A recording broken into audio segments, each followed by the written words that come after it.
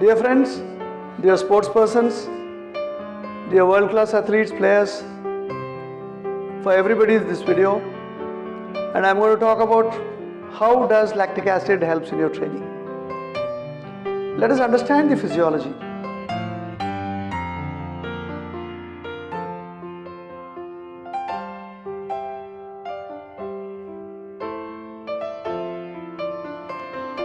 Carbohydrate is the chief fuel for exercise, whether it could be aerobic exercise or anaerobic exercise like a short distance runner. That means carbs are very, very important for your exercise. Secondly, your intensity of exercise decides how much lactic acid you are going to build up during training. Normally, when you are resting condition, you are sleeping, do you think you have still some lactic acid in your blood?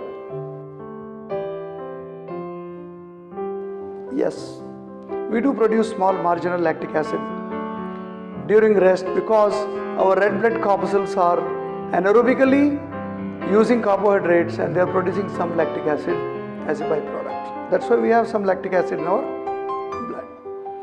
Secondly, how much lactic acid is safer? How much lactic acid is pain-free? How much lactic acid can cause acidosis in our body? Normally, in 1960s, Professor Madder, who actually came with the hypothesis of lactic acid in training, and I think we should call him a father of lactic acid training. Now, an aerobic training program, a band in between is the lactic acid threshold. Normally, it is for a healthy person, a good trained athlete, 4 millimole per liter of lactic acid is a lactic acid threshold. That means anything you increase beyond that, that means you are encouraging anaerobiasis. That means you are anaerobically metabolizing your carbohydrates. So you are going to build up more and more carbon dioxide and lactic acid in your blood. So you have a brake to control your speed. But any training which produces lesser than 4 millimole of lactic acid training, essentially we call it endurance training. That means slow, long endurance training which improves the endurance, oxygen carrying capacity, VO2 max, all related to that. Lactic acid is a metabolically a wonderful measure to know where you stand. We do certain tests on field to know your lactic acid threshold. That means at how much speed you are producing how much lactic acid. Somebody for a 5 minutes per kilometer is producing 4 millimole of lactic acid.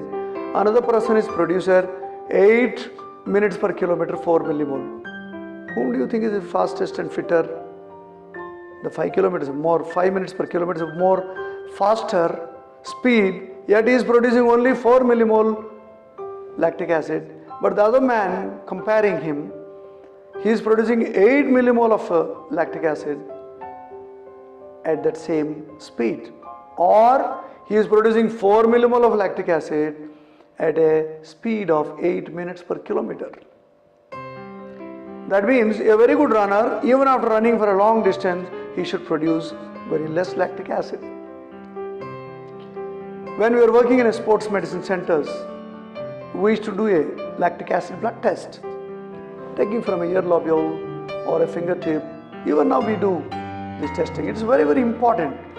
But if you don't understand what to do with this test, then it's all waste of testing. Firstly, you should do a lactic acid test on the ground to know the individual capability to produce how much lactic acid at what speed.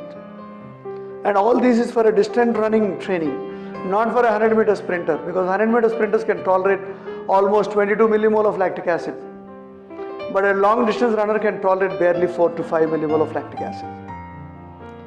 So remember, this lactic acid test, what we do in the field test, to essentially know at what speed how much lactic acid you produce.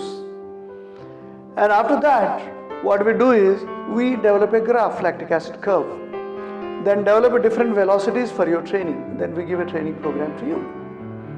If you want to become a wonderful long distance runner, lactic acid training is the key. not a heart rate control training program.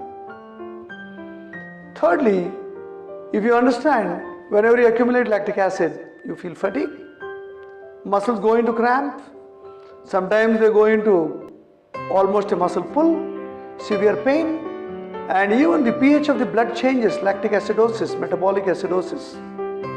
The person gets fatigued. This is Mother Nature's way to control a human speed. Otherwise, people would run probably marathon with a 100-meter speed if there is no lactic acid control. So, try to read up a little bit, try to understand. Lactic acid training is very, very important. If you have more queries, you're most welcome to contact us. Thank you very much.